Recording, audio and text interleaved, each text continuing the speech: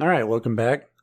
Back when I started doing the God form ritual for the top tier on Patreon and Subscribestar and showed a picture of the setup, someone had asked, why are there two white candles in the middle? That's what I'm going to talk a little bit about today. So let's get into it.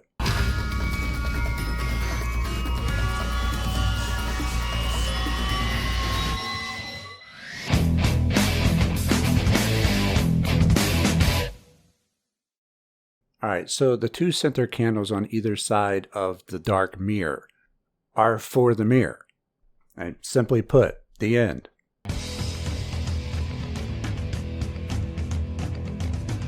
And that would be it if all we were talking about were the candles, because their sole purpose is just to illuminate the mirror. The dark mirror, on the other hand, is what we really want to talk about today.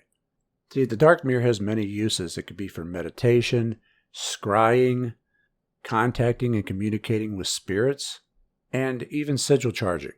So we're going to go over a little bit of each of these, beginning with meditation. Now, you don't have to have a black mirror to meditate, nor is there any super advantage to using one. It's really just a preference thing. I find it easier to meditate when I'm staring into black space rather than staring at a wall. It's the next best thing to sitting in a pitch black room, one with the lights off and no windows, because it will sort of create that illusion of pitch black space in front of you, aside from any candles, of course. Speaking of which, when it comes to meditation, I typically prefer the candles to be out, as I don't want the mirror to really be reflective of myself. I want it to be where I can gaze into the blackness without my own reflection. And the same really goes for scrying. When you're scrying, you're gazing through the mirror, past the mirror. So you want as little surface reflections as possible on the mirror so that it doesn't distract you from anything that you may be able to see when scrying. The same goes for any scrying surface, really. You want it to be reflective without being too reflective, whether it be a crystal ball or even a pool of water. Because to really scry, you have to get past that surface reflection. You have to look deeper. Now, when it comes to spirit contact and communication, whether it be invocation or evocation, that's where the candles on either side of the mirror come in, for the most part. It's a technique that was developed by Carol Polk Runyon, the founder of the OTA. And yet there had to be a way that anybody with the desire and the determination could summon these spirits to visible appearance and have conversation with them. I tried placing a crystal ball in the triangle, but then when I stepped back inside the magic circle, as the operator was supposed to do according to the ancient texts, the 60-millimeter ball appeared the size of a doorknob. I knew that the crystal had to be used inside the circle for the invocation of the angels. And yet, we had to put something in that triangle. Something fascinating, something hypnotic, and something large enough to provide a viewing surface. Yes, the speculum, the dark mirror, and what better entrance into those caverns measureless to man the poet Coleridge had envisioned in his mystic eye. It had to be the dark mirror. But how to use it? How to make it actually work, I asked myself. And then something that I had read the year before jogged my memory. Something about the use of dark mirrors in the Far East. The final clue had been sitting on my bookshelf all the time. The book was called Tantra, the Yoga of Sex by Omar Garrison. In this work,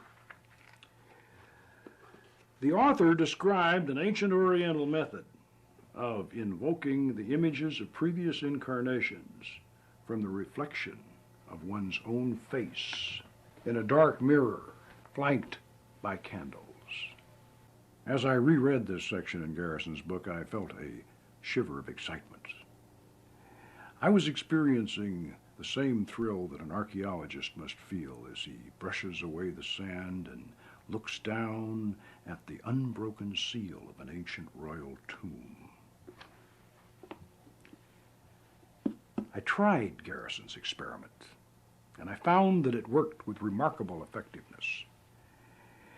If one stares in a darkened room into a mirror flanked by candles, after several minutes, a strange phenomenon will almost always occur.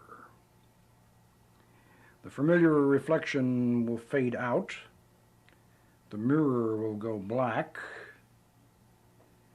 and then, when the image returns, it will be the face of someone or something else. So that's primarily what the candles are used for, because they heighten the reflectiveness of the mirror, which then shows your face better. But then when your face fades out and then returns, you can then see what comes into view better. Now, you may have noticed that the seals and sigils of the spirits have been drawn onto the mirror. And for that, you can use a dry erase marker or a liquid chalk, Sharpie, like something that restaurants would use for their menu boards. That's what I use. I use a white liquid chalk Sharpie. But if you use a bright white on the dark mirror, it will take away from any reflection that you're trying to get. Now, if that kind of thing is important to you, then you may want to use a toned down color, as Poke Runyon did in the video clip, instead of just bright white. For me personally, being able to establish contact is more important to me than being able to see a face. So it doesn't bother me if the white chalk Sharpie detracts a little from any facial image that may appear. So it doesn't bother me if the sigils stand out more. And it's even preferred if you're just going to perform sigil magic without spiritual contact, because you can use dark mirror for your sigils as well. Those of you with the Manifesting Reality program can take your sigils from your envelopes that you have pre-made and then draw them on the dark mirror and then charge and activate them on the dark mirror and then simply erase them when you're done. Now, personally, it takes me a little bit longer to charge a sigil this way. I'm not exactly sure why. For some reason, it's easier to charge black on a white background than it is white on a black background for me. But we're really only talking mere minutes, and the effect when it is activated and charged is much more pronounced than just on a piece of paper. The white sigil on the black mirror can really give off a pronounced glowing effect when it is activated, especially if I use the side candles next to the mirror while charging the sigil and then putting them out. Then the sigil really glows. So it's just another method that you can use to charge your sigils that you may enjoy. Manifesting Reality is the complete sigil magic course, a 4-part video program covering everything that you need to know about performing sigil magic. Now, sigil magic is one of the easiest types of magic to do, and a lot of people already know how to do it. If you're one of them and it's working for you, that's great. This course covers how I do it and a lot more. We're going to be talking about symbolism, how to craft a correct statement of intent, arguably one of the most important parts of magic, how to simplify your sigils because the subconscious loves simplicity, long-term strategies and astrological correspondences, shoaling your sigils, creating your own mantras, and more. This is the program that's going to get you up and manifesting what you want in the shortest amount of time in the easiest way possible. If you have a pen and paper, then you have everything that you need to get started. You can get Manifesting Reality and other Mind and Magic programs over at mindandmagic.com today.